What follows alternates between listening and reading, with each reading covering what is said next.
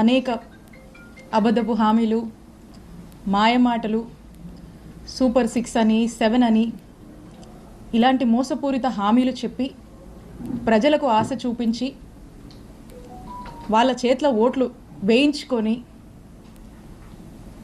కూటమి ప్రభుత్వం అధికారంలోకి వచ్చింది. కూటమి ప్రభుత్వానికి చెందినటువంటి ముఖ్యమంత్రి చంద్రబాబు నాయుడు గారు రీసెంట్ టైమ్స్లో మనం చూసాము, డబ్బులు లేవని ఇచ్చినటువంటి హామీల్ని ఇప్పుడప్పుడే అమలు చేయలేమని తేల్చి చెప్పేశారు. ఇదేంటా అని వైఎస్ఆర్ కాంగ్రెస్ పార్టీకి సంబంధించినటువంటి నాయకులు కానీ, సామాన్య సోషల్ మీడియా కార్యకర్తలు కానీ, సోషల్ మీడియా యాక్టివిస్ట్ కానీ ఏదన్నా ప్లాట్ఫామ్స్లో సోషల్ మీడియాలో దీన్ని కనుక ప్రశ్నిస్తే, క్వశ్చన్ చేస్తే అక్రమ కేసులు, అక్రమ అరెస్టులు, జైల్లోకి ఏడుస్తారు.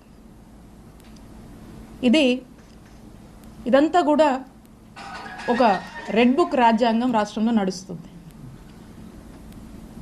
మరి ఈ రోజున ఇది ఎలా అయిపోయిందంటే మన రాష్ట్రంలో ఇదొక పాలసీ మాదిరిగా, ఇదొక గవర్నమెంట్ పాలసీ, ఈ గవర్నమెంట్ పాలసీ రాష్ట్రం మొత్తం ఇంప్లిమెంట్ చేయాలి కావచ్చేమోనని ఇక ఇది ముందుకు కొనసాగుతూ ఉంది.